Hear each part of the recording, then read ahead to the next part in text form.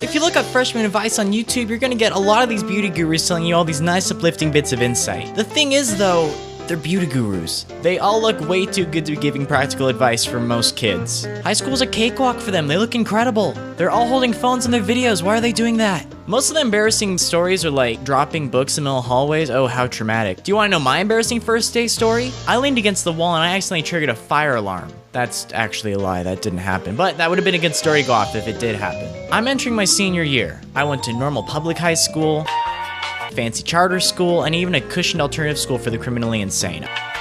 I've been around and I've seen every single kind of freshman there is. And do you wanna know what? I have the most legit pointers that you can find anywhere else on the internet. There's no need for WikiHow with me, guys. This is your one-stop shop on how to survive freshman year, okay? Are you buckled up? Radical.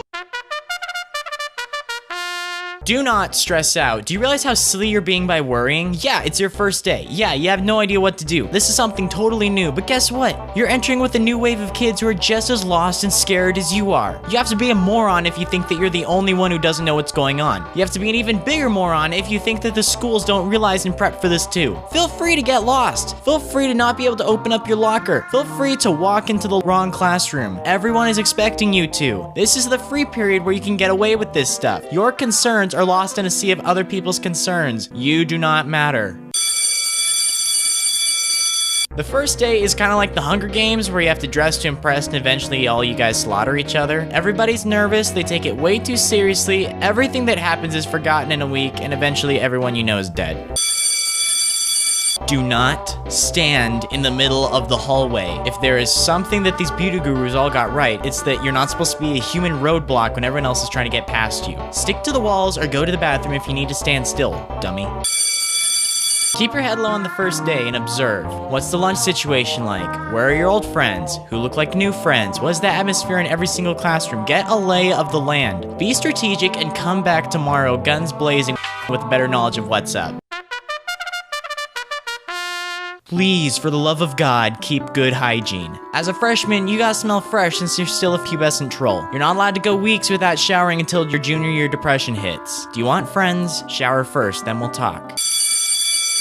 Get involved in stuff like a nerd. Whether you're planning for college or not, it's super cool to have extra stuff on your resume later on. Employers eat that stuff up. Plus, half the clubs at your school are probably going to Disney World in a couple years anyway. You're probably thinking, oh, well, I'm too old for Disney World. That's not fun anymore. Yeah, you went with your mom and siblings. Try going to Disney World with a group of your 17-year-old friends down the road. That is 1,000 times more fun.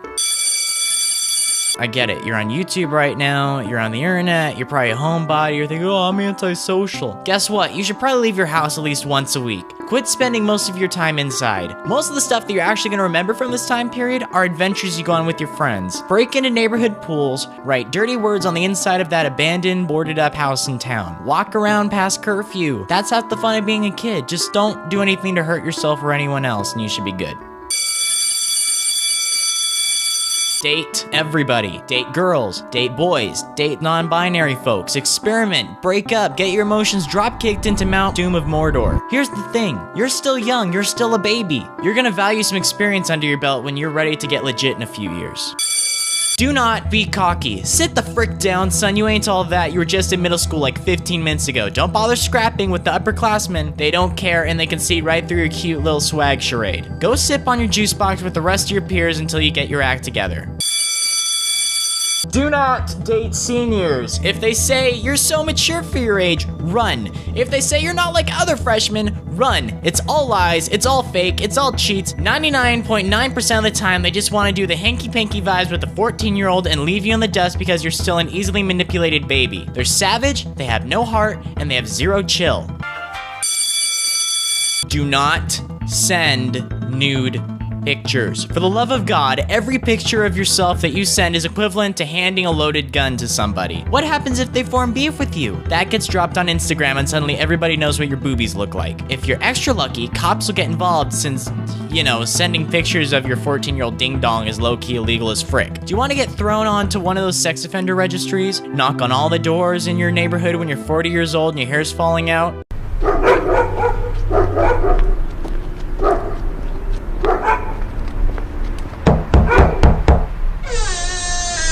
Hello, ma'am. I moved in down the road. I'm just letting you know that I'm a registered sex offender. Oh, really? Really? What did you do? I sent booty pics to my senior boyfriend in freshman year, but it's okay because I know that he low-key loved me deep down and he leaked my pictures and he got mad. It's okay. It's fine, even though he's fathering all the babies of my 14-year-old friends at the time. I understand. A lot of y'all are gonna do this anyway. Just don't even bother listening to me. Why even watch this video if you're not gonna do what I suggest? At the very least, do not include your face in anything. For the love of God, don't be an idiot.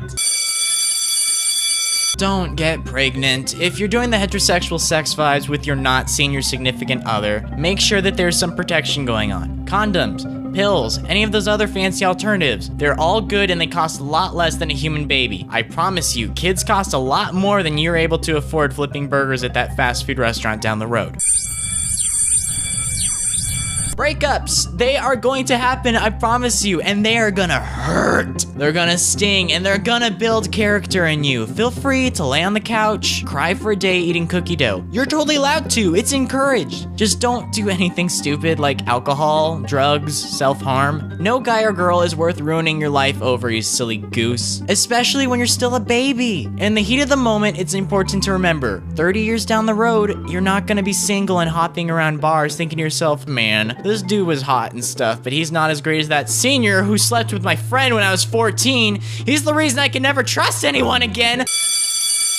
Last and most importantly, I'm gonna sound like your parents for a sec. Watch any other video on this subject on YouTube and they're all gonna tell you to focus on your schoolwork. Why? Because it's the only thing that actually matters to them when they're making the video. I get it. All the social stuff is the most important thing in the world. I pinky promise you, half these kids that you're chilling with aren't gonna be in the picture in a few months. High school's dramatic. That's why there's so many movies about it. Everything changes at a rapid pace, and that's kind of half the fun. The drama is intense and important in the moment, but in a couple weeks, it's gonna be totally insignificant. I can't even remember half the stuff that went down my freshman year, but I do remember the high and low emotions that were associated with them. Consider your years in high school as like a beta version of your life. As you mingle, you work, you eventually realize that everything is meaningless and then you burn out. Here's the thing though, the stakes are low right now. You're technically not legally responsible for most of your actions until you turn 18. So use these formative years to experiment, do crazy stuff while you still can, because once you grow up, it is significantly less fun. If you're just now going into high school, chill out. If you've been in high school for a little bit, but you're still new, get with the program and get your act together. If you're not in high school and you're just watching this video to relive your high school days, get over it, old man. Your youth was fleeting and you'll never get it back, and your shallow attempts at reliving it are pathetic. Death is inevitable. Nothing you do matters. There is no afterlife. You cannot return. Hey, it's 2:20 in the morning, and if you enjoyed this video, subscribe, and if not, I'm sorry. I'll try harder next time. Maybe while you're busy doing that, you can click on that bell thingamaboob and your phone will shake every time I post something. The choice is yours, dude, lady, non-binary individual. Oh my god, I have a dentist appointment tomorrow. It's gonna be painful and I'm just